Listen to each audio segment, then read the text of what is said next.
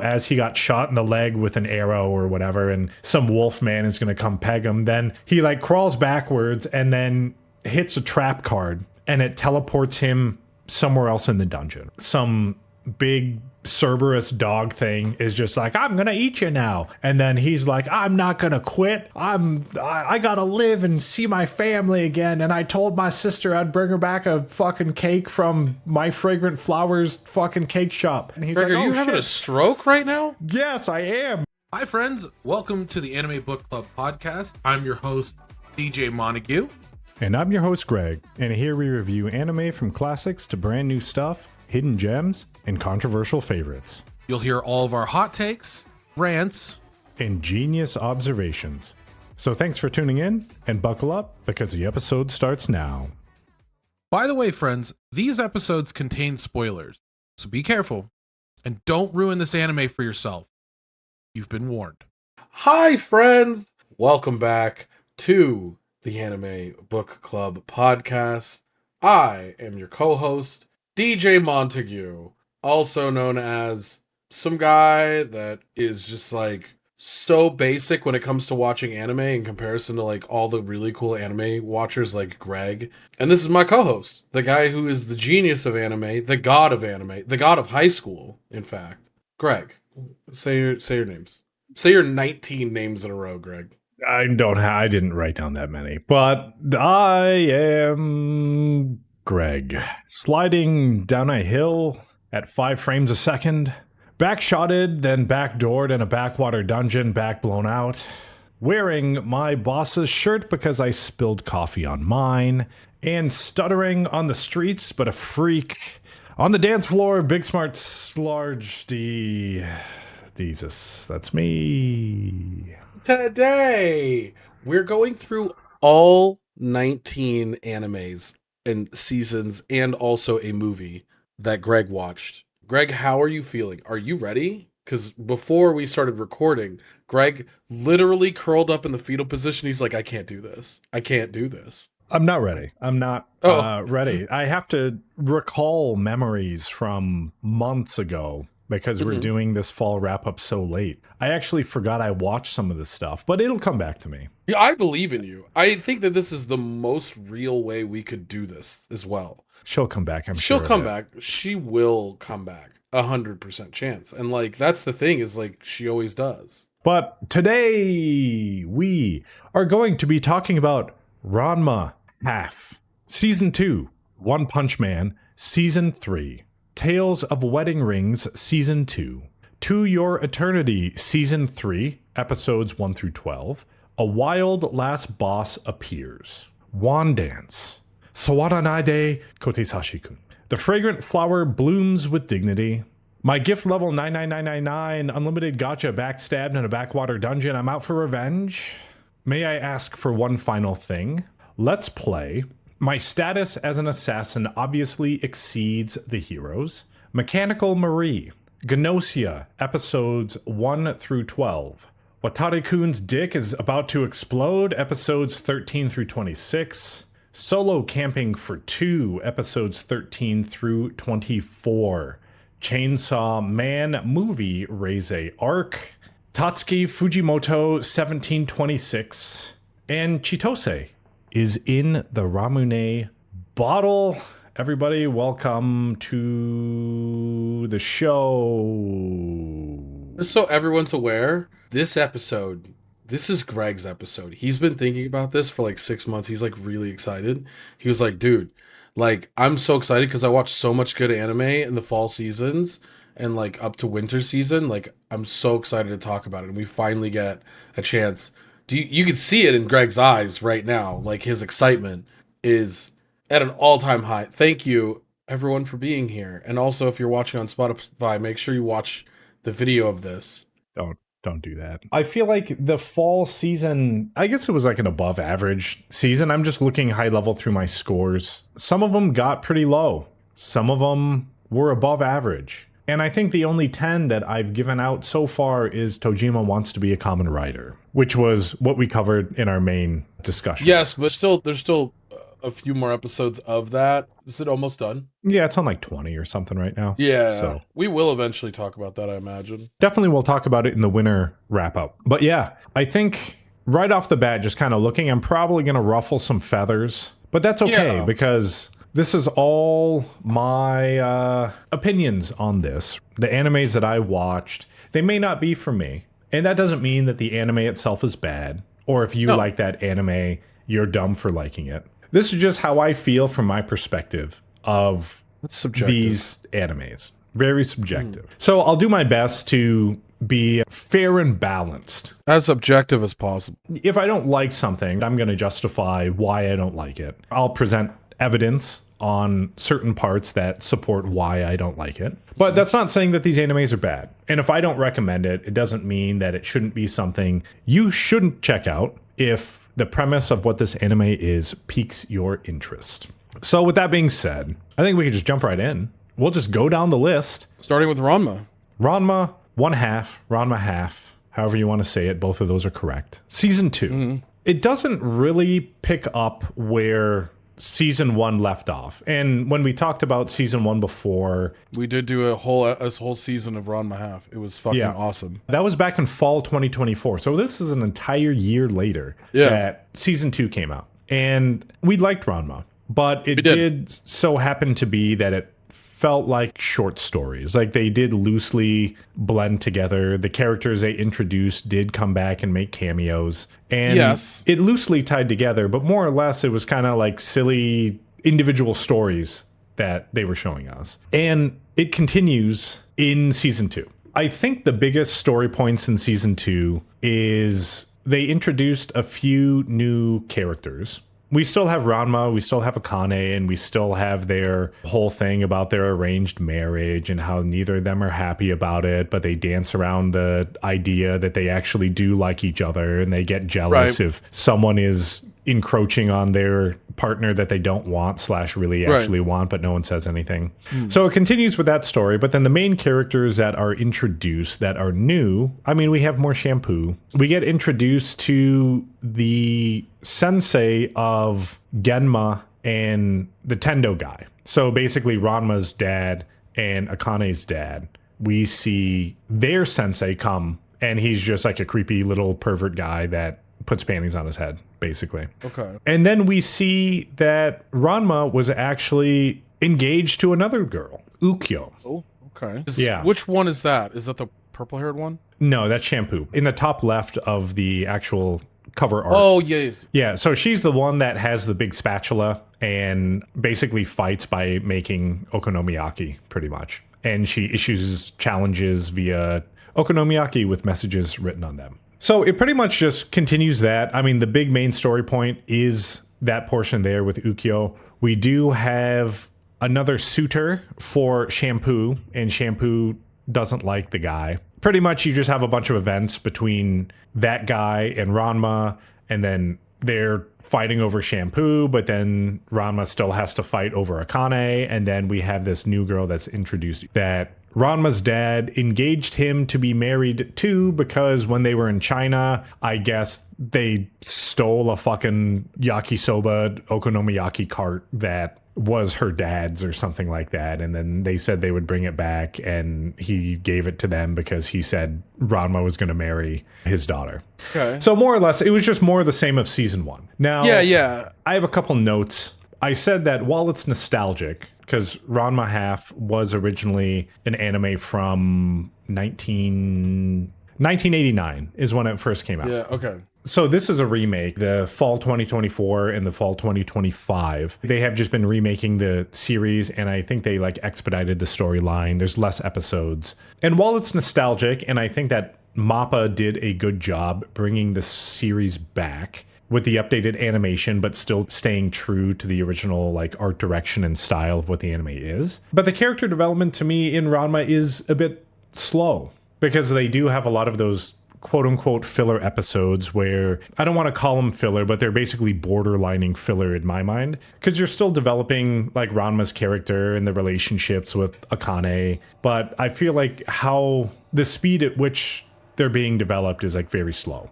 And Yeah, it's very much ado about nothing Shakespeare. Yeah. I bring that up usually in reference to a lot of these. And I mean, it is comedic and it is fun, and the animation's really good. And they, as I said before, they had the hints of Ranma and Akane's relationship moving forward. Did they kiss at the end at all? So in the picture, it looks like they do, but in that scene in particular, that was one of the last episodes of the anime. They had like a piece of tape over their lips or whatever. So like they looked like they're kissing, but they're not. Because in that episode, they were reenacting Romeo and Juliet, and Akane's dream was to play Juliet in the production. But when she did it when she was younger, I think they drafted her as Romeo because she was so manly looking or whatever. So now it was her dream to actually. That's what happened to me. Yeah. I was cast as Juliet because of my feminine figure and my feminine. Yeah, well, that's the first voice. time we made out, right? That was our when you were first- Romeo and I was Juliet. Yeah. Yeah. Obviously, in this scenario where we somehow went to the same high school, and also we were both theater nerds. Yes. Yeah. 100%. We weren't playing Soul Calibur and DDR at the arcade. They had some tension because the other gentleman that was looking for Shampoo's hand, he actually brought some of the water from the pools in China where Ranma fell in or whatever. And there was one with like a duck. So then he brought some back and he was trying to change Akane into a duck so Ranma would fight him and then give up on Shampoo and all this other stuff. Oh yeah, Shampoo also did go to China and she fell into the cat one. So now Shampoo turns into a cat. So kind of like the same themes, the same stuff, silliness ensues. And it was okay. If you like that style of almost short storytelling versus having like a deep rooted plot that you can hang on to. Dude. It is so absurd. And obviously, like, there's no danger to Ranma or Akane or any of the characters. When they fight, it's just a lot of humor and comedy. So I personally liked Ranma, even though that style isn't necessarily one that I gravitate to. I don't like the short stories. I like there to be like an underlying larger plot that you can follow. But I gave it a 7.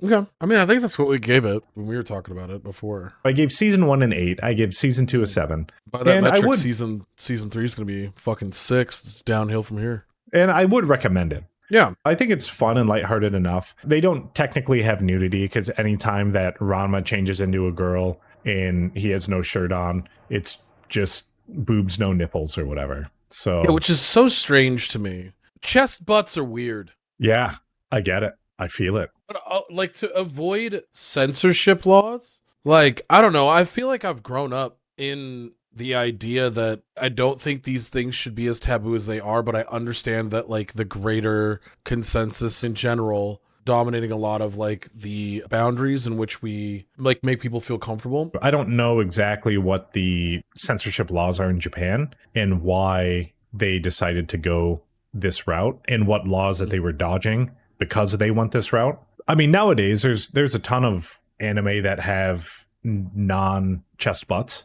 A couple which we will probably, two on this current list that we're going to talk about. Okay. Season 2, Ranma Half gets a 7. Do I recommend? Yes, I do. Check it out if you like short story style. Next, One Punch Man Season 3. But before I go, there has not been a Season 3 announcement for Ranma Half. So I do have that noted here too if there is actually like a second season announcement for these animes as well. Yeah. Granted, it could be dated because when I made this list, it was when I watched it. And that was like 4 or 5 months ago or something. There is no Season 3 announced for Ranma Half yet. But One Punch Man Season 3... this one's kind of tough. It has caught a lot of flack from the anime community, specifically for the animation and kind of production direction at which it is going right now. I think anyone that has watched One Punch Man will remember Season 1 fondly, where you had that animation that just kind of blew your socks off. You had the super fun characters of like Xenos and Moomin Rider. Not so much like Tatsumaki. Like she was in there, I think, near the end, but she didn't kind of dominate the screen. Same with Fubuki, her sister. It wasn't really focused on them. It was kind of focused on the immediate people around One Punch Man. And I remember watching One Punch Man Season 1, and I thought it was amazing. It was one that like got me excited about anime. Yeah. Now, when Season 2 came around, that started the decline. I watched Season 2 And a lot of people told me that too. They're just like, if you love season 1, then be wary of watching season 2 because it might just ruin your entire opinion of what One Punch Man is. Yes. And they were right. And it changed from the Saitama story to moving towards introducing new characters, because that's when we're introduced to King and we get more development of the older guys. I don't remember their names. And it moved away from like the ridiculousness of Saitama one punching everything to, I guess, like moving to the other characters, but it was like less interesting. And now Saitama in season 2, if I remember correctly, had his like existential crisis of like, why am I so strong? Like, what did I even do this for? Like, is there even a point, sort of thing? And then he had like a heart to heart with King as they were playing Street Fighter 2 or something like that. Yeah. Of him like trying to figure out like why he even did what he did and what his purpose is. Yes. Now, the season 2 animation wasn't as good as season 1, so there was already a decline in story and a decline in animation. Yeah, not good. Not good. So season 3 follows the decline of the animation and also follows the decline of the story. I don't understand how the One Punch manga is still like people like it, you know, still rips. I don't understand how it could go so far wrong so fast. Like the change in studio, sure, I get it, but also what are we how? And there's been a lot of discussion about it. And apparently it's following the manga more or less. I don't like the pacing of the story, but from what I've heard, because I'm not a manga reader, they said it's following the story of the manga pretty well. I'm not entirely sure what went wrong with the animation, but obviously you had some pretty big shoes to fill with One Punch Man season 1. I wonder if like, was it Mappa before? I think it was Madhouse. Madhouse. Let's double check. I think you're right. I wonder if like Madhouse is just like, all right, guys, we got to talk about this going forward. Do we really want to animate like the rest of these fights, or do we even care? Like, is it a money thing? Because like One Punch Man's supposed to be like a humorous, like passion project, right? Or I wonder if there was like an argument. I don't know, but it's so fucking weird, man. It should be studied. I haven't really done too much research on like the decline of it, but in season 3, basically Saitama's like non-existent. He shows up a couple times and Xenos is wearing an apron, doing dishes and not doing anything. So all the characters that we knew and loved from season 1 are kind of backburnered in season 2 and season 3. But yeah, basically season 3 is about Garo. And if we remember Garo, he was like the hero killer or whatever that Saitama didn't even notice because he was obviously the strongest. But it's kind of like his arc where he gets beat up by monsters, but then the monsters want him to join like the monster society and become a monster also. But he's just like, nah, fuck you, I do my own thing. And then it just shows his growth. And from what I heard, he's supposed to be the next challenger for like Saitama. Like he's gonna become like god level or something like that through all of his story arcs that are happening now. But we go through and then we are introduced with the Monster Society. They get all of the S-class heroes together and they go to invade like the Monster Society underground. I just feel like the story really wasn't compelling, and then to make it worse, like the animation was like, it's no joke what people are saying online. Sometimes people will exaggerate. Frame man? Yeah, like one frame man. But it is actually that bad. And then, yeah, like the one scene with Garo, like sliding down the grass or whatever. And a lot of people cite that as like one of the really, really bad scenes. But it wasn't just that. It was like the fight scenes with the like Flashy Flash McNinja or whatever his name is. Like his fight scene with the other two ninja guys. Like I can tell they tried. And whoever was doing it, like, was giving it their good old darndest. But you can't show me One Punch Man season 1 and then show me season 3 and be like, hey, look, we really tried, and, you know, it's good. It's also there's a couple things about the One Punch Man that are infuriating on that level, is that, like, okay, so the whole thing of the original artist of One Punch Man, he just wanted to write the story and, like, do this thing. And I think there was a director of a famous manga and writer of a famous manga that saw it, laughed at it, because this is like a webtoon that a dude was doing, and was like, I'm gonna, like, mangafy this. This is what these panels would look like if somebody could draw. Like, this guy can't. And it was, like, a funny thing. He ends up getting an insane artist to do this. And like they remake it, the manga, and it's beautiful. It's an experience.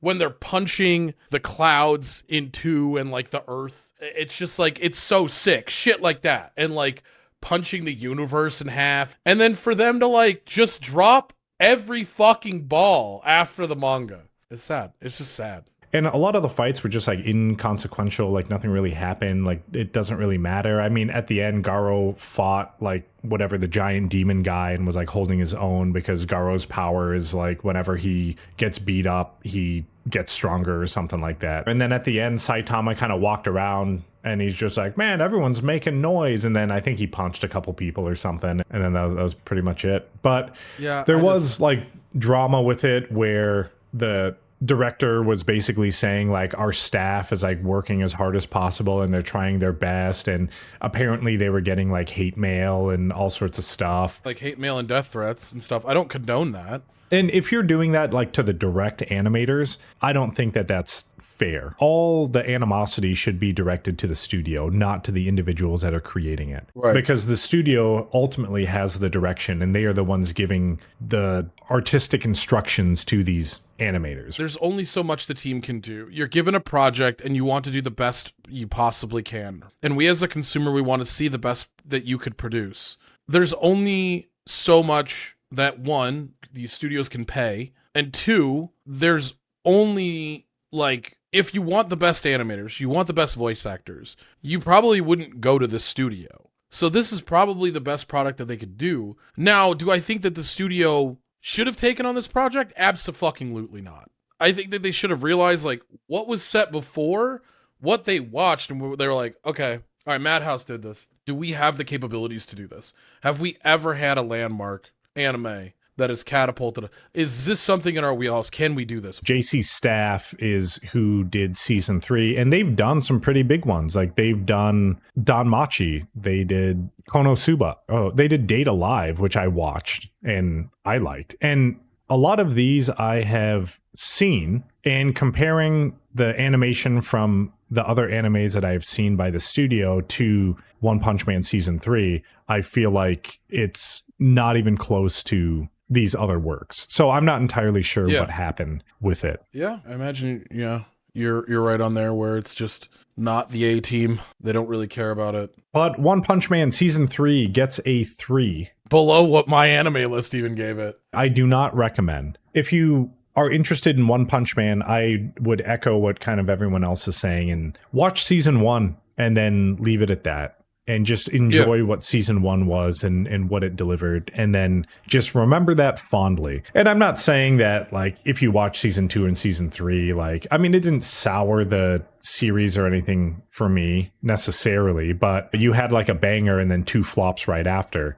Anything after that, unless you announce some crazy studio is also going to do the next part, then like the expectations are going to be pretty low. But season 3 part 2 is announced. The exact date isn't confirmed yet, but it is 2027, looks like the year. From there, we move on to Tales of Wedding Rings season 2. Tales of Wedding Rings is a story about a boy. I think he's like a senior in high school at this point, or like just graduating or something like that. He hangs out with a girl, super hot, barely wears clothes.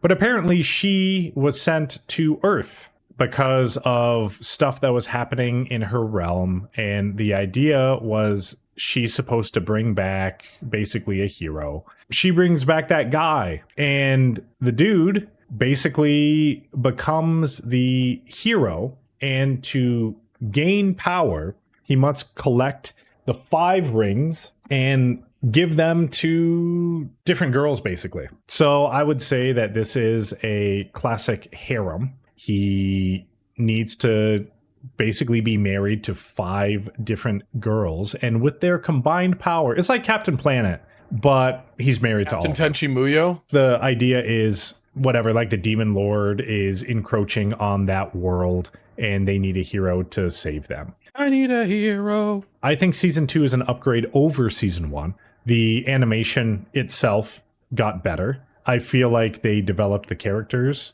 a lot better. And this does kind of hit my whole harem conundrum thing where how do you actually execute this harem, because in the end, like, he has to basically choose like one girl in the end, and he does, but he still has to hang out with the other girls because as their relationships get stronger, that means the power of the ring is stronger, and then they're able to defeat the darkness that is encroaching in on the world. The Abyss King. The Abyss is encroaching, it's not the darkness. But a big difference. Thank you for the clarification, Greg. this season really focuses on the interactions and the relationship building of the main character with his 5 wives.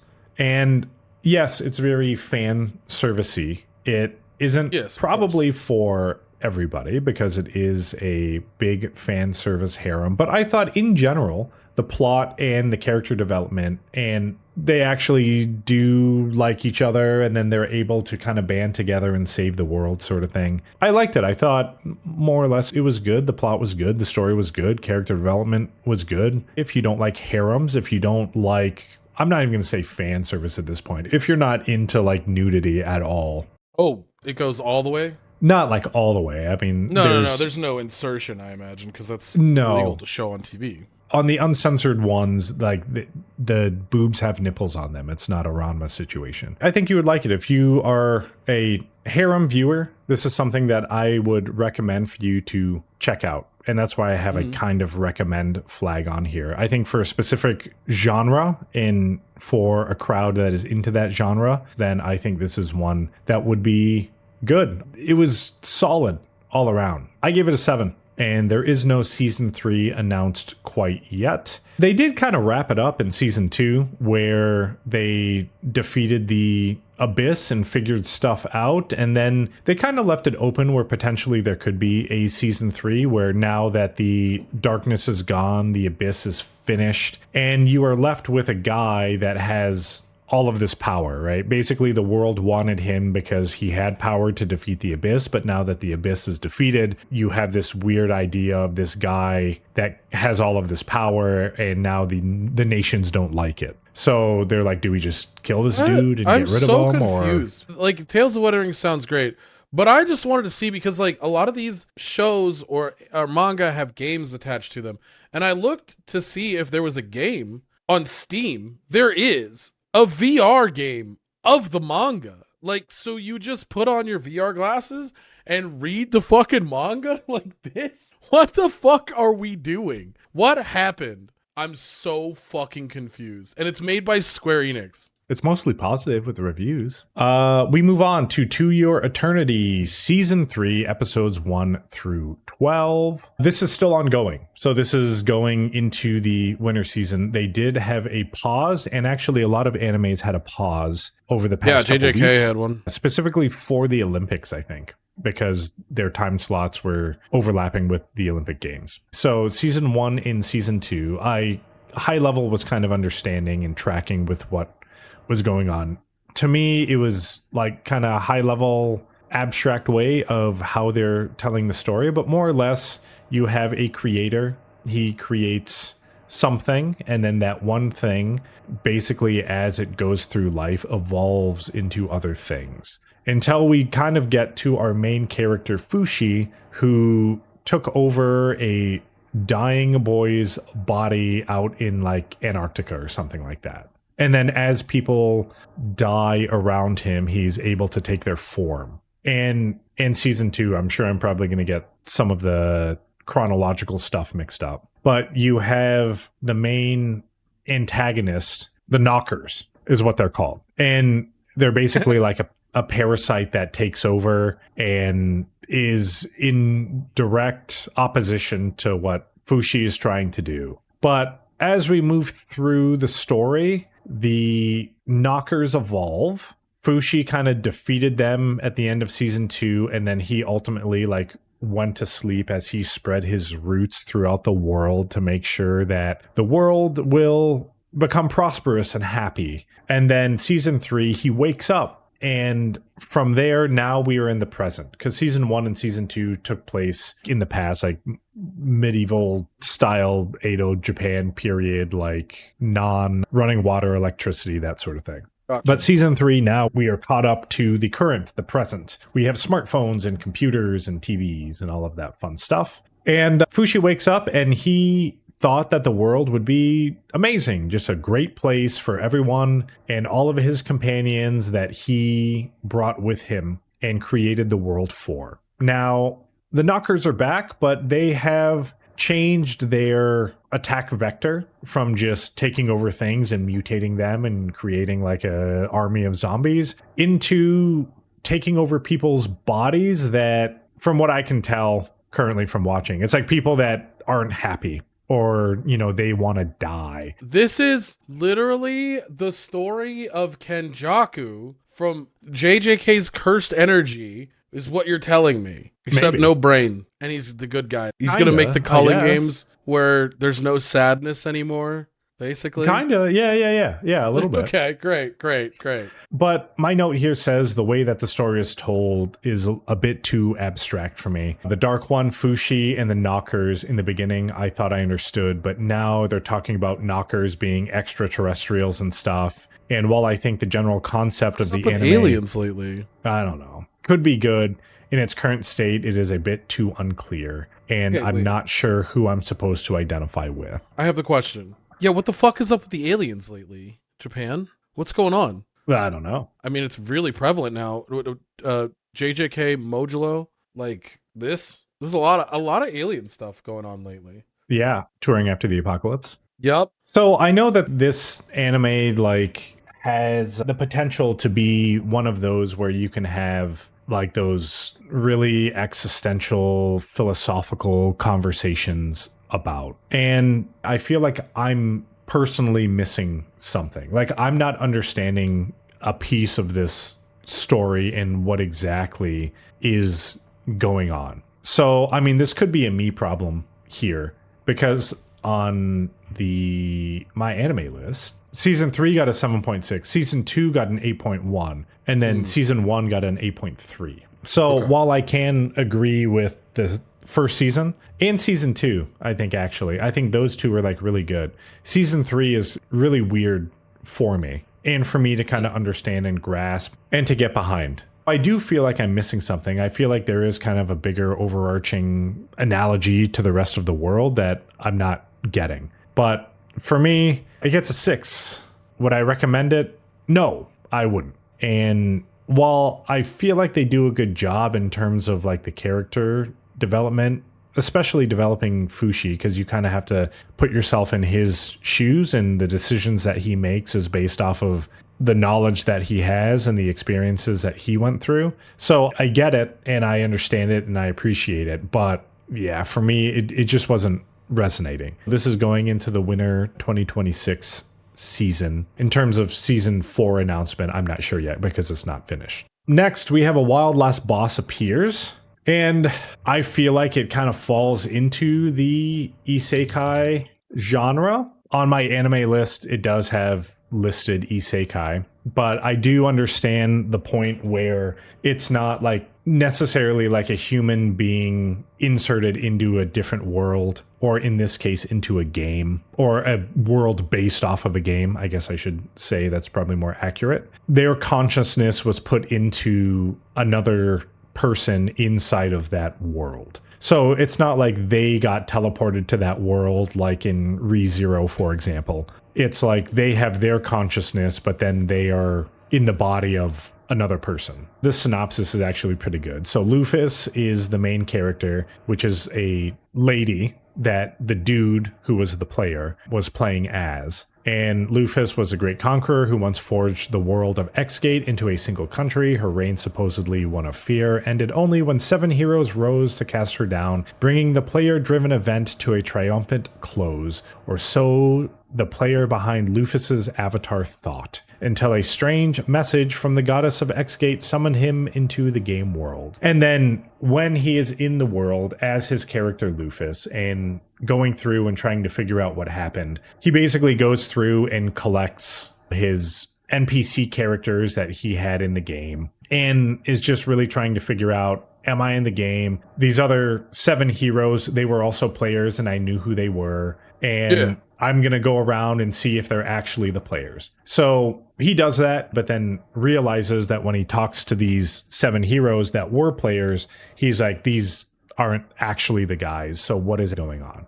And that's kind of the overarching story. My note is I didn't really find the story or characters necessarily appealing. It's an isekai, but the world isn't exactly how the video game was. I felt like this was the standard overpowered main character collecting overpowered followers from old, similar to the My Gift level 99999 unlimited gacha. And I also kind of compared this to Overlord as well. They kind of make the point in it where this world that they're in is not the game. It is a world based off of the lore that was created inside of the game, so that's why it's different. And they still have like levels and stuff, so Lufus is able to see the levels of everybody, and she's like, oh man, like I'm level 1,000, and you know, when I was in the game, players were like close to that level and that was the standard, but now in this world, like the highest level is like 100 or something like that. So just vastly overpowered compared to like everyone else in the world. And then the whole idea was to like defeat the Demon Lord again, like the reoccurring Demon Lord theme in a lot of these animes. And in the end, Lufus encounters the Demon Lord, and then you get a little bit more information on what is the X-Gate goddess trying to do, and what is this summoning that he is now a part of, and then how do we save the world, this new world of X-Gate that he played a video game of. And that's basically how it ends. Okay. A couple weird characters where one was like a double agent, like I double cross you, but I don't double cross you and I work for you, but then I'm a triple agent. She summons a fucking RV and they drive around even though she could fly. Some other just like weird goofy shit that I just didn't feel like it really built a foundation of like a compelling story or characters that I actually relate with or care about. Like her overpowered followers that she goes to collect, her like 12 demon followers that were loyal to her. Yeah, their characters are just kind of like whatever to me. The whole character of Lufus is cool conceptually. They do bring in like themes of racism and that sort of stuff because her race, like the winged, I can't remember what the name of it was, but like the winged race, you had like white wings and black wings, and then they were always at a dispute on like who was truly like the best part of that race, and the white wings, you know, consider themselves above the black wings and that sort of thing. So you do see that racial, or I guess it's racial divide within the anime too. And they had a couple cool things, but I think it was all just kind of lost with the confusion of the main character and not knowing what's going on, and the overpoweredness of that character until we see the Demon Lord and then they get knocked down a couple pegs. For me, I gave it a 5. It was fine. Would I recommend it? Personally, no, I wouldn't, even to like an isekai viewer. I feel like there was just too many parts of the story and the character development missing for me to really latch on to this. As Season 2 is announced, right? Season 2 is announced, correct. Okay, so do they reference like any sort of, like I imagine they reference some sort of man trapped in woman body, right? Yeah, I mean, he looked down and was like, I got boobs. I got big ass titties. They did it like once, and like that was it. And then I think, oh, they were gonna go take a bath or something, and all the girls are like, oh, let's go take a bath, and he's like, no, I'll go do it later. And you know, is the decent dude and isn't just like, hey, I'm man woman in disguise, let's go. Seems like a weird show to me. Are they touching on like sexism? What else are they really like getting engaged with? There's some like political intrigue and stuff that goes on too, and I think maybe season 2 might be a bit more interesting, because I think season 1 was a lot of initial introduction of characters. I don't think they really developed the characters very well, but it was an initial introduction of the characters and like what their abilities are and their loyalty towards Lufus. And they introduced the Demon Lord, they introduced like the new heroes party and everything. So they kind of have the pieces set up on the board, but season 1, they didn't really like execute any moves. Maybe season 2 will get a little bit more development in the story and the characters that to me would be a little bit more meaningful. For lack of a better description, it was kind of like just a run-of-the-mill isekai for me. Okay. From there, we move on to Wandance. And yeah, this one's like a little bit easier to explain. You have high school kids, you got the dude, he's a super tall guy, plays basketball, low self-confidence, he has a stutter, and all of his boys are like, hey, yo, like, let's join the basketball team and, let's practice and be all cool and stuff. And he sees a girl dancing and he's like, oh, wow, look at that. Like, she can express all of these things just through the movements of her body, and I can't express anything because it's really hard for me to talk. I kind of just go with the flow, and that looks really cool. So instead of joining the basketball team, he joins the dance team as the only guy. From there, he just works on his dance, and he really attaches with the girl Wanda. And I don't know if Wandance and Wanda are some sort of connection for the character in the title. That is exactly what happened, Greg. He feels like she understands him at a level past verbal communication. So because it is so hard for him to talk with his stutter and actually have a conversation with normal people, she understands him just from his body language. And I don't know very many dance animes, and the only one that I can think of off the top of my head is Welcome to the Ballroom. And I feel like with any performing art, the secret to becoming good is via practice. But that would make a really fucking slow and awful viewing experience for anyone if literally every episode is like, I'm gonna go practice, and then next episode is like, man, I'm gonna practice again. Yeah. So I understand that. I'm gonna practice some more. I will give the anime a bit of a pass in terms of the speed at which it moved, because you have like episode 1, the guy's like, I don't know anything about dance, and then episode 2 is, okay, I'm part of the dance team, and then episode 3 is like, I feel the music and I'm going to like do my own expression of dance. And then the dance teacher's like, holy shit, this guy's a fucking natural. He's a savant. His pelvic thrusting is insane. He does like dance battles and stuff with like other kids. And initially it's just like, well, man, that's really weird. This guy literally has no idea how to move his body besides do the Running Man, into having full blown dance battles and stuff. So I give it a pass in terms of the speed at which it moves, because it would be super boring if we just watched him practice every single day. I thought it was pretty interesting how they did the music. So they did have a lot of like real music. They did have fucking the Scat Man in there, and he did mention that the reason why he enjoyed the Scat Man is because the Scat Man himself had a stutter, and he embraced his stuttering and used it in his music, and they had a lot of themes like that, which I thought was nice. The growth between Wanda and Cabo, who is the main guy, did seem a little shaky and repetitive. Because basically what was going on is it seemed like they were into each other and they were like, we're going to have some sort of like romantic relationship, but they were almost using each other to catapult themselves into better and better dance with like an underlying theme of, are they going to fucking make out or not? Or like what, like, I don't know what the fuck's going on right now. But then they did have other characters in the anime that I thought they did a really good job in growing those characters. So you had like a dude that used to be part of the dance club, but then he branched off and quit so he can, continue working on his house dance or whatever. And then they finally pulled him back into the dance club. And then you had like a break dancer dude that was like, man, fuck everyone. You don't learn dance until you like fucking knock your own teeth out from doing air flares and curb stomping yourself. Okay. It did deal with issues with self-esteem and confidence, and how dance really like helped those characters kind of overcome those issues that they had with themselves. Yeah. I mean, it's a great way to ingratiate people into finding what you love and expressing yourself. Wonderful. And an anime based on dance, this is a rarity in itself. Obviously, with anything else, like especially dance, I'm not a dancer. Greg, don't lie. They do cover this in this anime where if you're just doing power moves all day, like, is that really dancing? They define dancing in the anime as being able to feel the music. Feel the rhyme. Get on up, it's bobsled time. Identify like the different beats and the rhythms of the music, and then like dance to those like harder rhythms that like other people aren't necessarily like hearing and is coming like front and center. Pretty much at the end, they had like a dance battle thing going on, and Cabo, no one knows him, and he's like a brand new dancer, but he was really showing everyone what he had. And him and Wanda obviously didn't make it to the finals because they were like brand new dancers.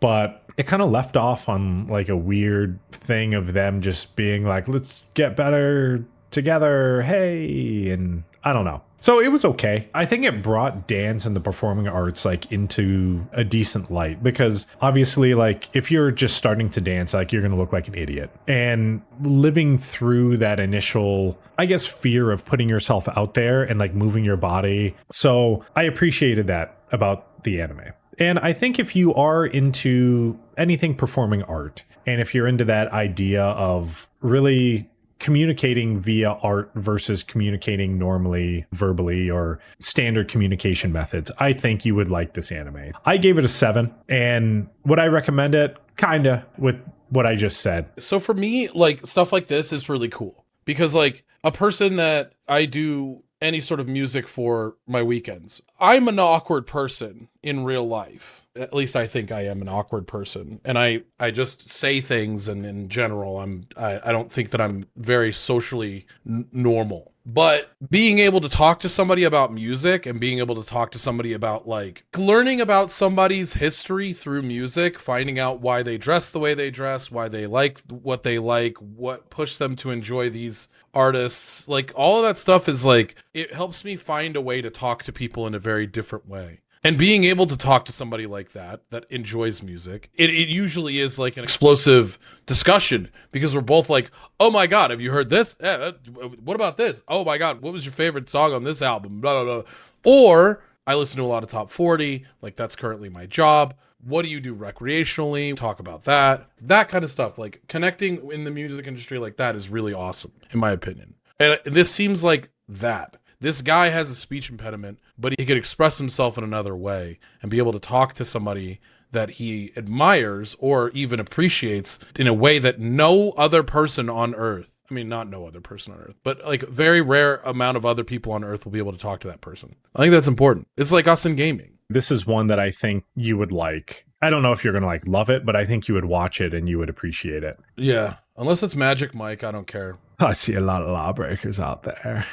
But yes. Moving on, one I am confident that DJ Montague wouldn't like is Sawaranaide Kotesashi-Kun. This is, I don't know exactly how to describe it. I mean, I do, but in a way that isn't going to sound super weird right off the bat. I would say it's like a harem, but it isn't. It's definitely ecchi. You will see things on it. Oh, that's a wild line. Although faced with skepticism, Kotesashi quickly proves his worth by using his vast knowledge of the human body and massage techniques.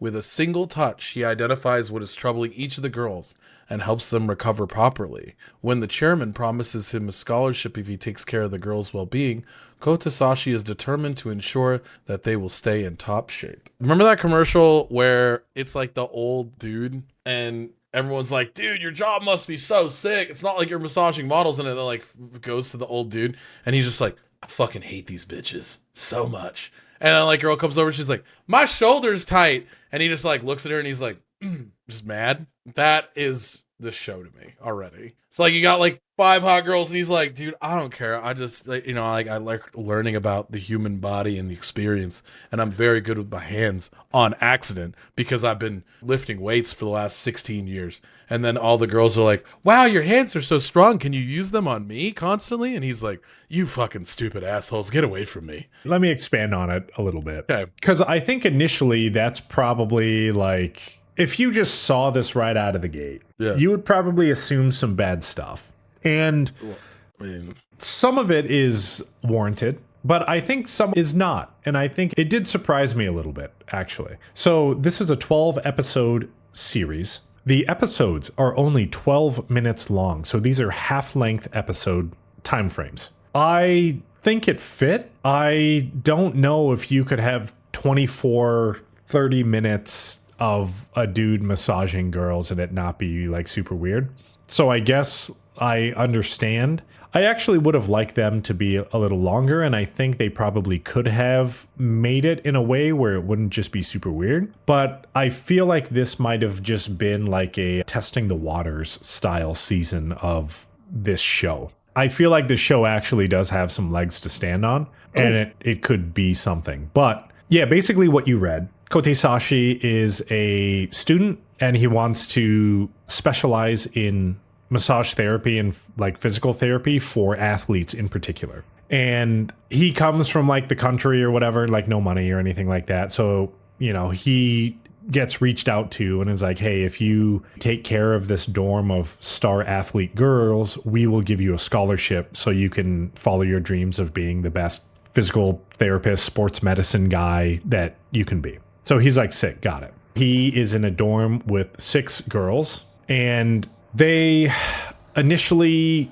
have that idea where it's like, that's weird. We have a guy here and he's basically going to be the caretaker. So he's going to cook, clean, do laundry, but then also take care of us. So the girls are initially weirded out, which is, I think, a normal reaction to have. But my note here says the story, characters, and animation are average, but I enjoyed the massage aspect of the show and why Kotesashi can do what he does. The massage principles didn't seem too far off either.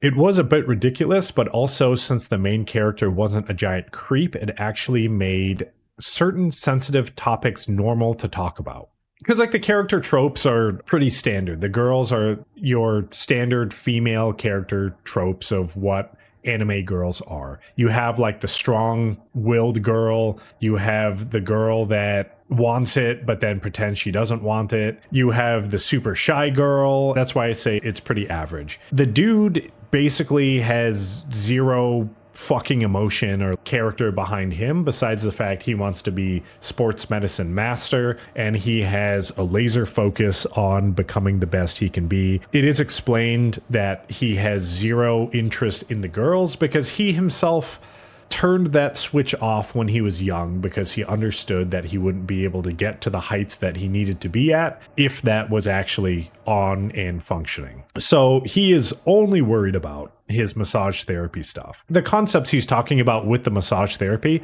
totally make sense, where if the girl is like, my shoulders hurt, it's not necessarily there's something wrong with your shoulders. There could be an issue with your hips and your posture and how you sit and how you do stuff that is pulling on the different muscles, and you're only feeling it mainly in your shoulders, but then the solution isn't working on your shoulders, it's working on the other parts of your body. I thought they actually did a really good job in broaching those sensitive topics where the girls had issues that they weren't comfortable with themselves and them tackling those issues and it actually making sense and something you could apply to your everyday normal life. You said it was super etchy, right? 1,000,000,000%. You're defending the other side of the coin that nobody's even invested in. 100%. Nobody's watching the show because they're like, I really need to get good at massage therapy. I've been really trying to master my craft. I want to be like this character who could turn off his wiener and emotions at the same time and be the best masseuse of all time. Yes. That he's not the guy that is in the commercial that I literally just talked about. And like, I wanted to highlight that about the show. So, I mean, granted, if you just went into this, like, yeah, I mean, like every episode, there's like a naked girl and he's massaging them, okay? Like, I was straight up. I wanted to defend the show a little bit. And I'm not going to give it a fucking 10 out of 10, all right? Like, I understand where this is going to lie and like who the show is really reaching out towards. It's not reaching out to like potential sports medicine bachelor's holders, right? Like, I know what this is. But I do want to highlight that I feel like it had redeeming qualities about it. Okay. Like, I want to give credit where credit is due here. It wasn't some like other shit that I've watched where they just insert scenes and it's like that is zero value. Now, could you have portrayed this without doing the naked stuff? Yes, of course they could have. They didn't. And here we are. They did not. And yes, we are here. I would say that my best comparison that I can give to the show is this is Chain Soldier. But instead of girls eating peaches and having superpowers, they're just athletes. They're good at sports. And he takes care of the girls. Would you watch it? Would you watch a season 2, Greg? I would 100% watch a season 2. Can I recommend it? Kind of. And this is for the ecchi viewers, obviously. But I still feel like it has some like redeeming stuff in it. This is almost like interspecies reviewers. It's kind of like that, but not. It doesn't go that far. I will 100% say, having been to a brothel in my life, and like knowing what is involved in the world of like sex work and stuff like that. Like I appreciate Interspecies reviewers for a different look on like how that is portrayed. And I think like from what I've watched of Interspecies reviewers, I was like, that was fine. I wouldn't watch this. I would feel uncomfortable. Probably you would. I didn't feel uncomfortable. I understood the principles of what he was doing, and I'm like, this makes sense. I get it. Maybe I am the weird one. My theory on this whole thing is that of all the people in the world, Greg is the righteous soul. Now, I would not watch this. Greg's like, I will take this on myself because I know that I would never be in this position, nor would I ever indulge in whatever this show has. There's no self-insertion. There's no thought process. Greg is just like, hey, man, I did want to get into massage therapy, and this is why I wanted to do it. And this is not me being sarcastic at all, legitimately. This is, I wanted to preface that. Greg is not interested in the gooning part of this show whatsoever. He's just like, yeah, I mean, it existed, but I also shut that part of my brain off 700 years ago before I was born, and I just watch anime for you guys at this point. Nukitashi the animation, what I watched in summer 2025. To me, that's Gooner. That doesn't have very much redeeming qualities to it. The Be Hineko one. I feel like this had like some sort of realism in it, as very faint as you could assume it could be. It was still there. That's what I'm going off of here. Okay. On to something that is more wholesome. The Fragrant flower blooms with dignity. Basically, two rival schools. You got a dude, basically like a dude's dude, gangster Yankee style guy. You got bad boy, you got nice girl, and they run into each other and end up hanging out. They get some animosity for being between rival schools. You have some antagonists that were like, hey, yo, girls, you hang out with this guy. He's part of this other school. And then he comes and saves the day. And then it's kind of a discovery of two young adults figuring out what they want in life and what they're doing. And it was nice. I have a note here that says, I feel like My Dress Up Darling did it better. I personally didn't like the rival school aspect. Well, it says one's an all-girls private academy. Yes, and the other one is a boys' academy, and they're literally right next to each other. Like, statistically, you shouldn't do that. The whole reasoning for why you would have the private schools and separate the kids is to fucking separate them. I mean, they're separated by 6 inches of concrete. Yeah, but you go outside. Yeah, no, get the fuck out of here. I thought it was cute. I thought it was nice. I feel like some of the emotional parts were forced. And that was kind of my biggest thing about it. Where, like, I think the underlying story and the idea behind it, I thought was nice. The main girl, and then her friend Subaru, who has the silver hair. I didn't feel like her character arc or character development was necessarily like needed or helpful or really gave me any more insight into any of the world or the rest of the story besides her just as like an individual. The three other boys that the main guy hangs out with, we do get some nice like bro interaction where since they're guys, they're really bad at communicating, but in the end, they kind of break out of their shells and talk to each other like realsies, not like always jabbing and making fun of each other or whatever. They actually have like deeper like connection and dude understanding. Conversation. I actually liked how the girl was into the guy and the steps that she took to basically make herself present to have an opportunity to talk to the main guy. She fucking meets a guy at the cake shop, but then he doesn't know this until the very end. They're building their relationship through the entire series. He defends her. He helps her study. They introduce their friends to each other. So now Subaru, her friend, and then all of the other fucking boys now hang out together and they're rival schools. But now they're like, you know, hey, we're all cool with each other, right? Yeah. And then they have a fucking study group. Fucking Subaru has some sort of mental breakdown because she's like, I fucking suck. And then they go to the fucking beach and then Subaru has to like fucking make it awkward by just saying like, I don't feel like I'm anyone's friend. but everyone's like, we considered you a friend, so you're good. And then it's like, oh, okay, cool. Her thing's resolved. Like, fucking that doesn't matter. And then it's like, hey, let's go to a fucking festival together. And then the girl and the guy fucking sit at a bench. And then she basically is just like, hey, this is how I fucking met you. I went to your fucking cake shop because I thought I was sick, but apparently Greg's fucking dumb.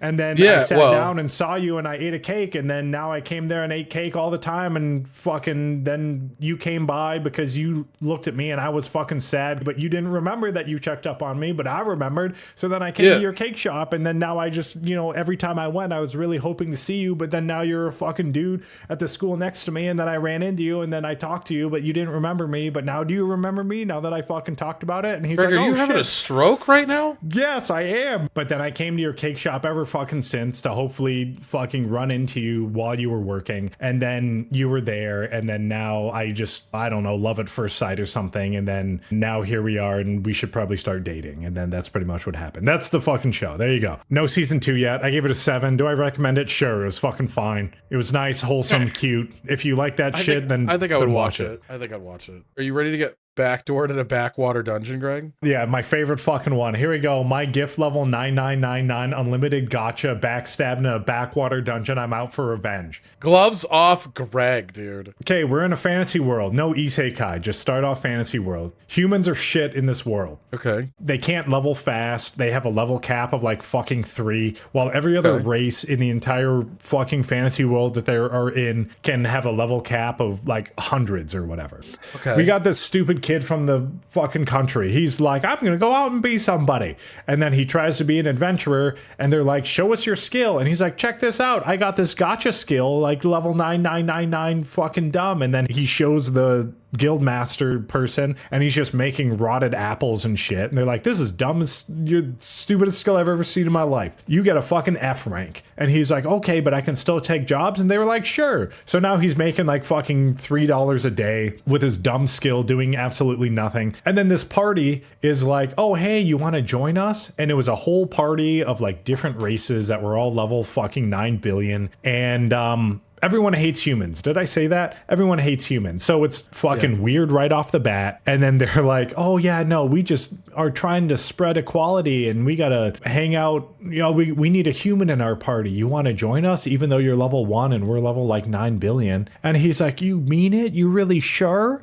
And then they're like, yeah, of course, little guy. We mean it. And then they take him into the dungeon, take him to the literal bottom fucking level of the dungeon. And they're like, we're just gonna kill you. Hey. And then it's all revealed that everyone was like really nasty on the inside, and we just made it up to make you feel good, and we hated every second of it, but we had to do it because we had a job that said you could have been a maestro, and then we figured out you're not because you're trash. So they go to kill him as he got shot in the leg with an arrow or whatever, and some wolf man is going to come peg him. Then he like crawls backwards and then hits a trap card, and it teleports him somewhere else in the dungeon. He is now in like the center of the dungeon, bottom level, and some big Cerberus dog thing is just like, I'm gonna eat you now. And then he's like, I'm not gonna quit. I gotta live and see my family again. And I told my sister I'd bring her back a fucking cake from my Fragrant Flowers fucking cake shop. So then he uses his fucking gacha ability, and then he summons a level 9999 hot ass maid that is loyal to him and will never do any wrong, and just fucking kills this dog. And she's like, you're the fucking master I've been looking for my entire life. I am so glad that you summoned me. Tell me what you want me to do. And then we discover that his skill gets more powerful the deeper he is in the dungeon because of some sort of powers that exist. So the fact that he got teleported into the fucking bottom center of the dungeon means that his gacha rolls were basically hitting fucking legendaries constantly. So pretty much from there, he's just gacha rolling, and he's summoning fucking 9999 level people to basically serve him. And then now he builds a base in the bottom of the dungeon where no one goes because it's so fucking hard, and no one could live there except fucking 999 Backshot Man. And then from there, he just builds this empire, and then he's out for revenge. So now he's like, oh yeah, this party like wanted to kill me. Well, you know what? I'm gonna fucking kill them. And then now he's on a quest to basically find these party members that were going to kill him. My note here says OP power flex of revenge, and instead of just taking revenge like a normal person, it has to be some drawn out orchestrated thing of despair, and didn't resonate with me. Revenge stories never work out and aren't compelling because the revenge only means something to the character and not to the viewer, since they cannot relate. Now, the reason why I say that is because if you were really bent out of shape and wanted to take revenge, you're literally level 999999999. Like, you're the most powerful thing in the entire world. There's literally nothing that you can't do. But instead, he like has these plans to lure them out and then make them feel the despair that he felt. And it was lame. It didn't resonate. And then obviously the characters, now that they figured out he's level 999, they're like groveling at his feet and they're like, oh no, humans are the best. No, you want me to join your thing? You want to touch my body? Yeah, I'll just be your plaything, level 999, man. And then it was dumb. I gave it a 4. Do I recommend? No, I don't. No, I could tell. Season 2 not announced. Okay. Do you have any questions? None. I got worked up. But the reasoning is because of the revenge portion of it. The reason why I didn't like the show is because how they dealt with the idea of the revenge. Like, I get it from the character's perspective. He was in despair. He trusted them in his naivety, which he shouldn't have. Obviously, like, everything considered. And then he got lured down into the dungeon. He basically did it to himself. And then now, granted, they shouldn't have like tried to kill this poor level 10 human kid or whatever that had no abilities. And then he got out and he was able to discover what his ability actually did. And then now, instead of almost using it for, and like, this is where the anime kind of like does a weird thing, because now he's like, I'm super strong now. Humans get shit on all day. So now he's kind of taking the human side. I guess you can see that whole racism part of it, where every other race thinks humans are trash. And he's like, no, humans aren't trash. Is he gonna genocide everybody? He's considering it. He's like, should I just purge the world completely? Like, that's something he had a discussion with himself and his advisors or whatever, of like, how strong is like the world outside the dungeon? And they're like, you could just fuck him. And he's like, should I just do it? Should I just literally delete the world? And then humans can now like be free. But instead, he's like, okay, yeah, the elf girl that pretended she liked me when I was in the dungeon. Oh, she's like gonna get married and like, oh, I'm gonna create a castle in the middle of fucking nowhere and have her feel ultimate despair because then, you know, I'm gonna kill all these elves. And the elves were the ones that were like the highest rank or whatever. And then they showed it, like, you had these other fucking elf dudes over there and they're using humans as like playthings or something. But again, it's almost like you're playing directly into this weird like revenge narrative. And I'm not saying that the story couldn't work. I just think how they told the story, but I think it was executed poorly. And then when he did take revenge on that elf girl or whatever, you know, he like kind of became unhinged and they're like, oh yeah, look at this elf relic, like no one could defeat that. And then he's like, watch this shit. And then he fucking takes out his Gungnir spear that only he can hold, and even though he's level 999, it's like sapping his energy and like burning his hand. And his level 999 guys are like, no, don't do it, don't hurt yourself, master, you're our master, don't do it. He's like, no, I have to get revenge. How they executed, I just don't feel like it was good. And to me, that last couple episodes where he was trying to get revenge on the elf girl or whatever, to me, it totally just felt forced. Like, I don't know why you would even go to these lengths if what you truly desire is revenge and equality for like humans. Yeah. I'm going to move on to may I ask for one final thing. Notes. Animation was good, but the story and characters didn't resonate with me at all. The main character didn't really have a struggle and seemed shallow because all she wanted to do was punch people she didn't like, and all the political intrigue felt shoehorned in, with the main villain being an isekai girl in a fight between two gods. Even other characters have said, why are we even here when compared to Scarlet? So basically everyone's useless. Scarlet punches everyone, she can reverse time, and yeah, basically it was like Taming of the Shrew. You have this girl that punches everyone. You have this weird prince guy that is trying to like court her. It sounds like One Punch Woman. Yeah, but she's not as strong as Saitama, that's the thing. Like when Saitama punches someone, they like disappear. Yeah, she punches somebody and they could get punched again, potentially. She basically got shit on. She was engaged to another prince dude, and because of the isekai lady girl or whatever controlling him, he called off the engagement, basically embarrassed her. He also treated her like shit too.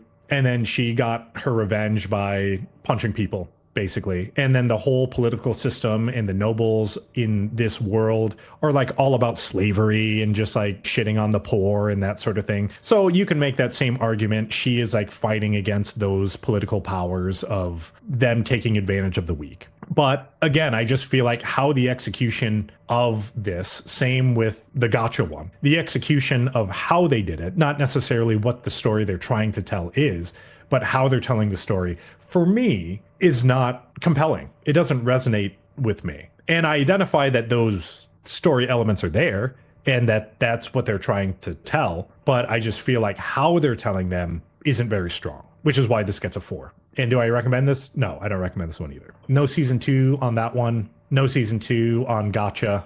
Let's Play is the next one. Wow, that's like a normal ass name. Yeah. Sam Young? So this is actually based in America, or the world is based in America. Majority of their characters have pretty standard Western names. Dave Smith? Donald Donaldson? Don Lemon? Link, Marshall, Charles, Edgar, Abe, Angela, Dallas. So pretty normal Western names. So Sam, who is the main character of the story, her dream is to be an indie game developer. She currently works for her dad's corporation, which is a large, some sort of software as a service thing or software design. And she is designing a indie game on the side. She loves martial law, who is a streamer. She was sick. She had health problems. While she was in the hospital, she watched Marshall all the time, and that helped her get through her sickness. She played a lot of video games, and that's what kind of helped her get through her whole medical slump that she was in. She has her group of friends that they play, it's World of Warcraft, but they called it like World of Warquest or something like that. And they have like their guild and they do raids and they have like in-person meetups and stuff and they all hang out and they're like one of the biggest guilds on the server. But she has her indie game. She wants to grow it, but then it has a good rating on whatever the indie site is. But then Martial Law plays the game and he shits on it. And then because he's such a famous streamer, and then her game gets review bombed by fans, and then now it basically just gets like shut down. Marshall moves into the apartment next door to her, and obviously he doesn't know who she is, but she knows who he is. And he moves in next door, and she's like, holy shit, this is the guy that I watch all of his shit, but then he also shit on my game. What do I do? And this is kind of like an anime about... Why is he so jacked? What the fuck, That's what you look dude? like. You're a streamer. Shut the fuck up, dude. I feel like I need to go do a bunch of sit-ups after just seeing this dude. He's like jogging. He's like, hey, what's up, ladies? He moves in next door. And this show deals with a lot of anxiety, depression, mental health issues. She's very introverted. Okay. She's anxious. She wants to talk to Marshall and be like, why did you shit on my game? But she has trouble talking to like strangers. Her game is called Ruminate. So she developed Ruminate, but then she plays World of Warquest with her friends. And then that group of friends is basically like her support system. So it deals with like other mental health issues, like Angela, who's a redheaded girl. She was in an abusive relationship and she has to deal with like trust issues and getting close to guys again and that sort of thing. Marshall has a lot of self-confidence issues and basically trying to make like other people happy while he himself is not happy. And then you kind of have like a little love triangle thing going on too, because the three guys on the actual art screen there, you have Link on the left, you have Marshall in the middle, and then you have her boss, which is Charles. A little love triangle, mental health anime, and about overcoming that sort of stuff and figuring out what to do. And I thought it was pretty cool. Initially, I watched it and I didn't like it, but it grew on me. I didn't like how her boss Charles was hitting on her, but I guess it worked out in the end. He's like, so you want some overtime? And she's like, no. And he's like, well, to pay your medical bills, I think you're going to need overtime. This is America after all. And then she's like, oh yeah, I forgot about that. And he's like, I bet you would like... It felt like something out of like 50 Shades of Grey or something. She like had coffee spilt on her shirt. And then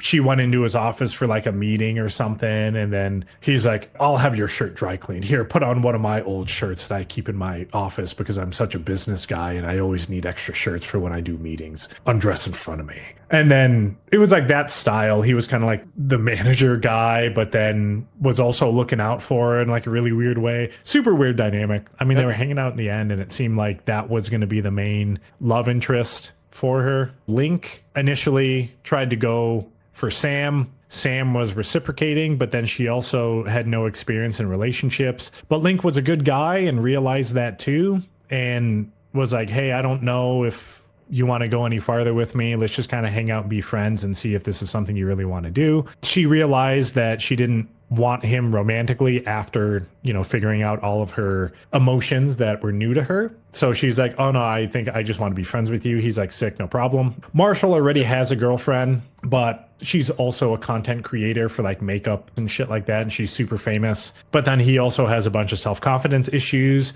and doing what he wants. Because originally he wanted to be an artist, but his dad said, no, you have to be something else. So he kind of like forsake the family and went to go do his own thing and never like really fully came to terms with it or whatever. But then, Sam was making a new game and she needed an artist and he did art and he's like, I want to help you with your art shit. So even though that wasn't necessarily like a relationship option, they did have like a weird kind of relationship building thing. Charles got divorced. His wife just walked out on him for no reason or something. And then for some reason he fucking went for Sam. I gave it a 7. Do I recommend it? Yes. I thought it was good. Get past the first couple episodes and I think it deals with a lot of mental health stuff that other animes I feel like don't deal with as directly as this does. My status as an assassin obviously exceeds the heroes. This is an OP main character self-insertion story that didn't feel connected to humanity, even though these kids started off as Earth high schoolers. About as bad as Failure Frame for me.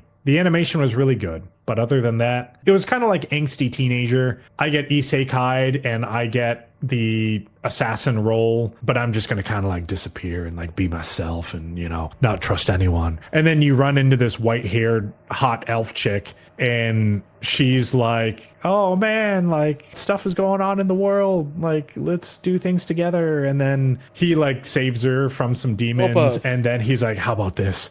Let's stand on this hill overlooking the ocean. And then from my world, like we show devotion to each other by giving wedding rings, but we don't have any rings. So let's just cut our fingers on our ring finger so it scars over and then that'll be our wedding ring. And she's like, yeah, that's a good idea. And then they do that. And then they go and kill some slaver guy or something like that. Then he has to wrestle with the fact like, oh man, I don't know if I can go back to the real world after I killed someone. How can I look my family and my sister in the eyes after like I'm an assassin in the isekai world and I get back?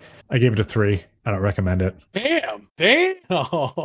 Mechanical Marie. This is a comedic story about a rich guy that he's being targeted for like assassination by his younger brother because his father left him the company and not him. Because of that, he doesn't trust anybody that's human. So then his butler dude basically hired Mary and is like, I need you to pretend to be a robot. And she's like sick. But she was like an ex-MMA fighter and stuff too. Pretend to be a robot and be his maid and defend him and shit. And then they have a bunch of like weird Scooby-Doo adventure things or whatever. And then this basically hits all like the Japanese tropes. He gets amnesia. He forgets who she is. But then she's able to like get the antidote for the poison that he got hit with, and he remembers her, and then he's like, oh no, I know you're not a robot, but I need you in my life. And she's like, sick, let's get married. And then they get married and they live happily ever after. It was cute, predictable, all comedic, nothing serious about it. It was fine. I gave it a 6. Do I recommend it? Kind of. Maybe if you're into like short story shit that doesn't matter and into super sappy, very predictable rom-coms. Do they smooch? Yes. Gnosia, episodes 1 through 12. Why do you call it Gnosia? Because that's what it's called. It's Gnosia. No, it's not. Okay, do they say it in the show? Yes, they do. They're like, Gnosia? That's weird. I think that's a dialect thing or like a language barrier thing. I think a little backstory about this anime. I think there's a game called Gnosia. And when I first watched it, I thought I was watching an anime about Among Us. Oh, yes. Okay. And I'm like, I don't want to watch an anime about like a single player of Among Us. just constantly try to find like the werewolf in the group for like 24 episodes. But I continued. I persevered. And I'm glad that I did, because this anime turned into more than I thought it was going to be. Yuri, who's the main guy, I think he was injured and then he was in like a medical pod and then they wake him up. And it starts out where there's like a Gnosia on the ship. And a Gnosia is like some sort of infected person, literally like Among Us or the werewolf game or whatever. They can like kill players and stuff like that every night. But then he receives what's called a silver key. And the silver key is something that requires him to continuously loop to gain information. So after each one of these games he's playing, he loops back into it. And it's like kind of like a multiverse style thing where he loops into like a different timeline that he's in. I thought initially, conceptually, it was stupid. But as I continued to watch and they went through the objective of the silver key and the idea of gaining knowledge was very interesting. It started off easy where it's like, okay, there's 4 people, which one's the Gnosia? It's like, cool. And then it introduced more and more characters where now you went from like a 4-player game to like a 10-player game where there's multiple Gnosias. In some of the episodes, he was the Gnosia, and then he needed to like lie to the rest of the crew. And obviously throughout his times looping, he got to know more and more about these characters, but obviously he can't say it or do anything because in that new timeline, they don't know who he is. So he has all of this information, but then he has to kind of keep it close to chest and like the struggle with those relationships that he has with the other characters in the story. This is continuing, and I think they're on episode 18 right now. I think probably after maybe like episode 6 or 7, I was like super on board with the story and how it was developing. I'm not going to spoil it like too much because this is only episodes 1 through 12. But in the later episodes, they kind of have a plot twist in the story that initially when I saw it, I was like, okay, well, this is stupid. But they handled that plot twist very well. And I just think how they executed on this style of storytelling, which I feel like can go awry very quickly when you're bringing in multiverses and time looping and time skipping. It can get very messy very fast. But they've done a really good job so far in the 18 episodes that I've watched to keep everything coherent and actually make sense. Okay.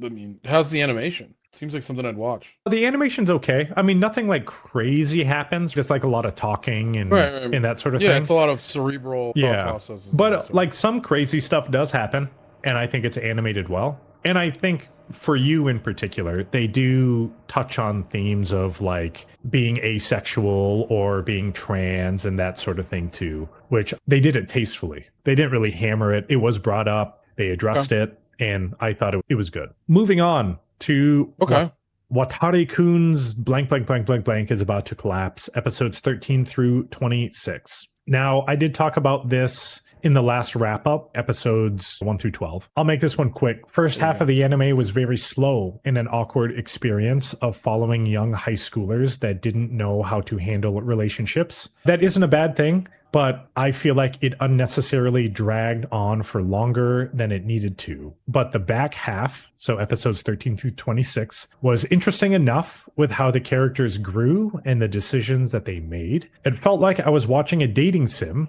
and we got to see one of the scenarios play out. It was cute in the end, and I ended up liking it, and I'm glad I stuck with it. Did his dick explode? No, I don't think his dick ever exploded. Literally, Greg, you literally, for months, you're like, Watari-kun's dick is gonna explode. Yeah. Is the name of the show. And I just... It's Watari-kun's world is about to collapse, isn't it? Or is something like that? I don't know. It's like, you never know. But here it has 2 X's. So I'm assuming because this is Japanese, that could be the kanji for what it would be.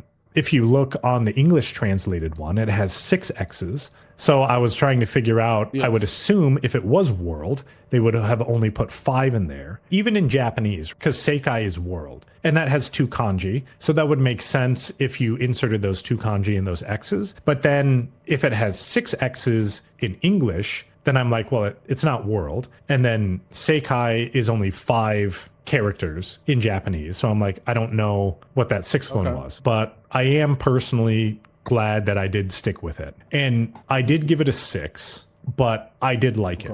I did enjoy the anime as a whole, even though I didn't like the initial 12 episodes. Can I recommend it? Yeah. Feel like a slow burn, sure. Yeah. Super awkward, weird relationship shit. You'd probably like it. This one will be quick. Okay. Solo Camping for 2, episodes 13 through 24. It continued to be good in the later episodes. And the N wrapped it around, and Shizuku basically went through the same steps as Gen in episode 1. So she basically became a full-fledged camper. She admitted to Gen her feelings and was basically like, meet me where we first met. And if you feel the same, I'll see you there. Style thing. And yes, Gen did show up at the end, and it's loosely assumed that they are now dating at the end of the show, or at least like quote unquote seeing each other. It's lighthearted, wholesome fun. Yeah. Gave it an 8 total. Recommend. Good. Yes to everybody. Yeah. I quite enjoyed it when we did watch it, so. Next, Chainsaw Man, Reze arc movie. Animation was good. Yeah, of course. It's fucking Chainsaw Man, dude. You could literally be like, yeah, watch it. And yeah, if you're give your score. I have a lot of unknowns on it because I'm an anime only watcher. Mm-hmm. I enjoyed the movie. I thought it was nice. I thought the animation was great. I thought the pacing of it was fine, and the music was good, and everything in it was good. The only things that had me kind of like, oh, I don't know, is the story. So right now we have Chainsaw Man season 1, and now we have this movie. This is for viewers only. This is all we have. Now, obviously, if you're reading the manga, you get a lot more information than what I have at this point. Like, I know them now because I had a big discussion with a group that has read the manga up to its current chapter. So I know now. But Okay. if I didn't have that information, there's like a lot of unknowns where it's like, why does everyone want Genji? Why is Makima doing what she's doing? Why does Reze want Genji? Like, why do all these girls want Genji? Not Genji. Fucking Denji. Sorry. What am I playing? Overwatch? Holy shit. It's okay. I was like listening, and I was like, is he saying Genji? I think was he saying means Genji. Denji, but it's Greg, you're tired. It's okay. Yeah. It's, by the way, friends, it's late where Greg is. Greg also does not sleep ever, so Sounds like a personal he problem. has no time. But yeah, it's like, why does everyone want Denji? I don't get it. Yeah. And I'm glad that, Denji's having all these cool experiences with these girls, and they want to go swimming naked with them. Okay, and stuff. Greg, he gets blown up. Like, what are you fucking talking about? Like, all these cool experiences? Like, Yeah. a girl wants to go swimming naked with him? Yeah, Yeah. sure. And then she blows his dick off. I thought it was cool. All the scenes with the bomb devil was just nuts. Just straight up insanity. Balls to the wall. Denji's included because they get blown off. Denji riding beam and just cutting up like the wind hurricane devil or whatever. Yeah, I mean, it was wild. I didn't know what was going on, but I was just like, oh, this is fucking crazy. Chainsaw Man is a spectacle. To wrap Chainsaw Man up, visually it was great. Everything about it was good. Right now I just didn't understand the story. And same with like season 1, you get that feeling like something's up with Makima. Like, she's not like the head of the team because she's nice. It's just like something's going on with her. I mean, that's like, dude, it's like if you could like sit in a room and like delve the inner thoughts of like the head of the FBI, you would assume that the interest of the head of the FBI would be like to make America quote unquote prosperous in any way necessary. They did bring other characters back, like the angel guy, and you get to see a little bit more of his character development as well. I mean, I guess it was sad at the end. Like, everyone had that whole on Instagram or whatever. I guess I wasn't that sad. I mean, I guess it kind of sucked, I guess. I mean, but it is sad, but in the world of Chainsaw Man, like, it's not that sad. it's not far-fetched because Yeah. everything is like, is Denji's worst day, the show. Yeah, You know, basically. it's like, yeah. it doesn't get better for him. This dude writes stories where he's like, how do I fucking destroy the main character? I hate him so much. And that's Yeah. like 90% of the show. Because Fire Punch is about like, okay, just to real quick to give you a gauge on like how much he likes to beat up his main characters. Fire Punch is a manga about a guy in the future where like famine and war and whatever has like destroyed the earth, and everybody has like these small colonies, but some people have superpowers, and his superpower is to regenerate anything, like Wolverine. Like, he can regenerate his arm. but his whole colony has no access to food. So every day, like, they just chop his ass up to feed the people. They're cannibals. Like, they eat him every day. Not like his whole body, but like his arms and stuff. Are they thankful? No, they fucking hate him. Oh, okay. They hate everybody. Something happens where like another character is just like, this is fucked up. I don't like the way this is going. I'm going to burn this whole village to the ground. And he goes, and his power is anything that he lights on fire will burn until it is dead completely. And he gets lit on fire. And so for years, he's on fire. Just slowly, not slowly, because he's regenerating faster than the fire can kill him. But for like, there's like a whole process of like, yeah, I had to learn how to breathe with fire in my lungs. And like months go by of him just like lying on the ground, burning and screaming. That's the fucking dude that's writing Chainsaw Man. You know what I mean? Like, I gave it a 7. I would recommend if you're into Chainsaw Man. Or if you're just into kind of like a one shot and you're not really worried about it, I think you can just jump into this movie and just holler. It's nice enough it's that fucking sick. You can do that. Next, Tatsuki Fujimoto 17-26.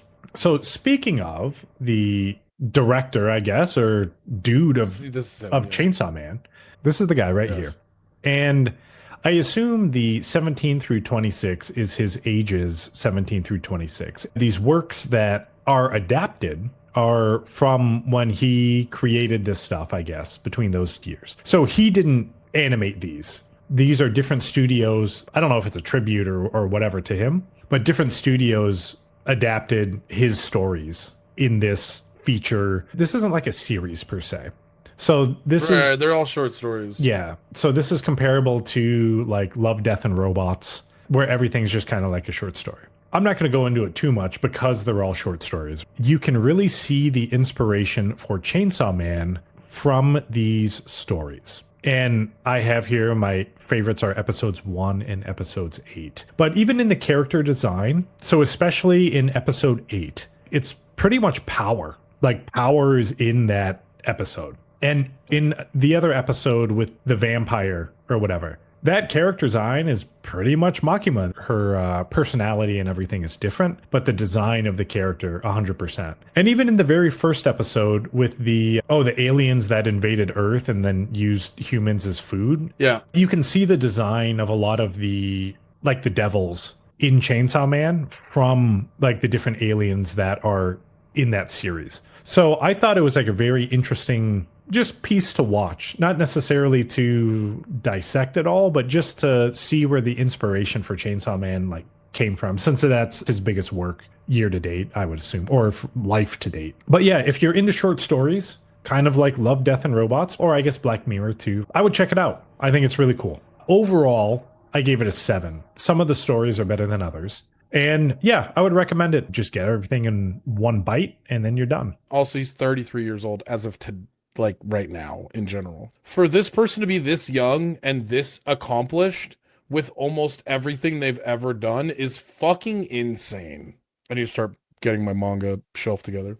Last one. Chitose is in the Ramune bottle. They are on episode 10, I believe, and episodes 11 through 13 were delayed for some reason, and they won't be releasing until spring 2026. But to sum it up, basically it's about the dude, Chitose, and it's kind of weird to like explain. I feel like he has his little group in the high school that they're at, and he's just like the quote-unquote perfect main character who always knows what to say and always knows what to do in every personal interaction that he has. But considering they're high schoolers, the level of wisdom I feel like you would need to do that is out of place for the story that they're trying to tell. The first interaction that we get to see is them in class, and the teacher is like, "Hey, yo, Chitose, there's this kid that doesn't come to school anymore, and his mom says he's just like a shut-in now. Can you go, like, get him out of his room?" So basically he goes over there and he brings one of his girl squad girls over, and he tries to have a conversation with them. And apparently what happened was the one kid confessed to a girl and then got like turned down. So now he's like sad and just sitting in this room. They try a couple ways to get him out, but then in Chitose's infinite wisdom, he climbs up his balcony and just breaks his window with a bat. And then walks in and sits down and then has this weird forced heart to heart with the kid. Just the idea and the fact that someone would do all of that. And to be fair, he got his mom's permission to break their window and to talk to their son or whatever. But it's kind of like pretentious a little bit, where I feel like he just kind of goes around and just like does all this shit. But then him as a character always has like some self-reflection, self-exposition, how like he like isn't perfect and like doesn't know how to do shit, but then does all of this shit. And then the next big story arc within it is one of the other girls, the girl on the top right in the picture, basically is being stalked, and he goes on some investigation to figure out who's stalking her, and in the meantime he's pretending to be her boyfriend or something. And yeah, he goes on this weird detective thing, and then it really comes to show that some dude that, I don't know, like wanted to make out with her when they were younger graduated, and he's just some Yankee bully dude. And then Chitose like fucking fights him at the end after doing some other like really smart framing / baiting of the guy or whatever. And then he beats up some guy that's like 2-3 years older than him. And I don't know, it was just fucking, I'm like, there's no way you're fucking kicking this dude's ass. But that's fine. But then it's revealed the real stalker was like one of their classmates or something. And I don't know, it's really weird anime where for some reason everyone holds this guy on like a pedestal, that he, like, everyone wants him, everyone wants to be like him, all the girls want to be with him. And I don't get it. And maybe it's just not like a show for me. It's not designed for me. I feel like it is some kind of like self-insertion where everyone wants to be like this guy who is just everybody loves and always knows what to do, or says he doesn't know what to do, but then somehow comes up with a plan to do the exact perfect thing for whatever the situation is. I feel like, Greg, you're too old for this show because of a couple different reasons. But in general, this is a thing that is happening in real life. There's a very famous streamer, and I am way too online and I fucking hate it, but there's a very famous streamer on another website.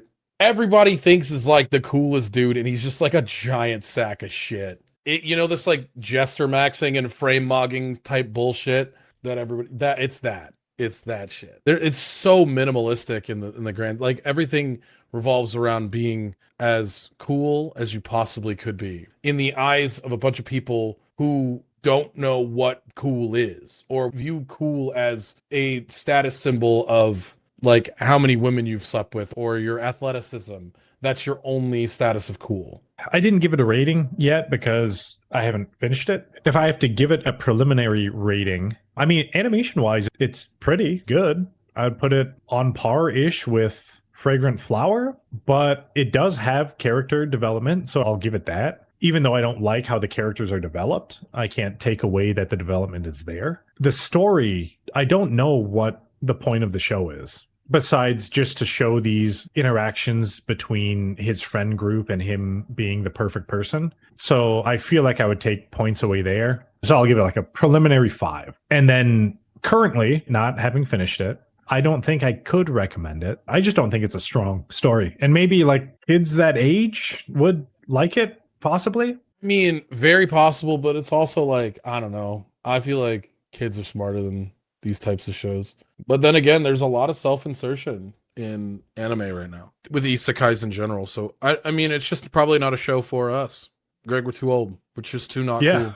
We're not cool enough. That's why I preface this with the comment that because I am critical of the shows, I rate the shows a certain way, and I do not recommend some of these shows. I mean, they're bad for me, but they may not be bad for you. Greg's saying he doesn't like mayonnaise and battery acid, but if you like mayonnaise and battery acid, that's on you. Well, yeah, I mean, and just because, I don't recommend it doesn't mean you shouldn't watch it or you shouldn't explore it or take a look for yourself and form your own opinion on it, because I am just one person with one opinion. about this show with my score and review Ooh, speaking of, placed in the sea of scores and reviews that exist in this world. thank you so much, friends, for hanging out with us today for the Anime Book Club podcast. We hope you enjoyed this jam-packed episode with fucking 700 anime all in a row that Greg got to enjoy and I got to enjoy the Chainsaw Man Reze arc movie.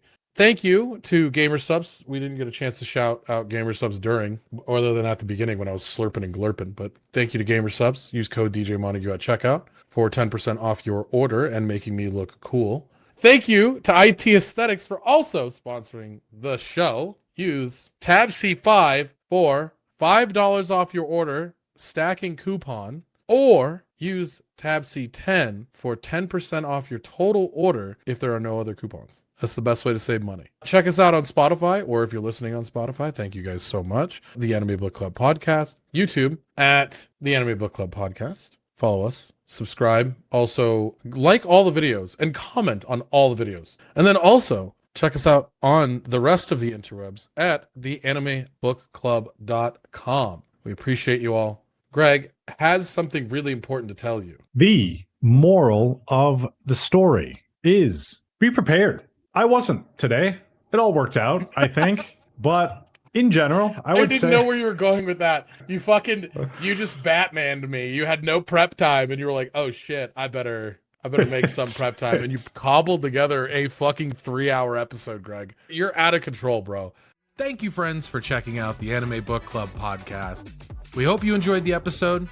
And if you don't want to miss the next one, follow us on the socials where we announce new episodes, content, and other cool stuff. You can also check out our anime list with our rankings and follow along with what we're currently watching and what we have watched in the past. All the links are in the description. See you in the next one. Bye!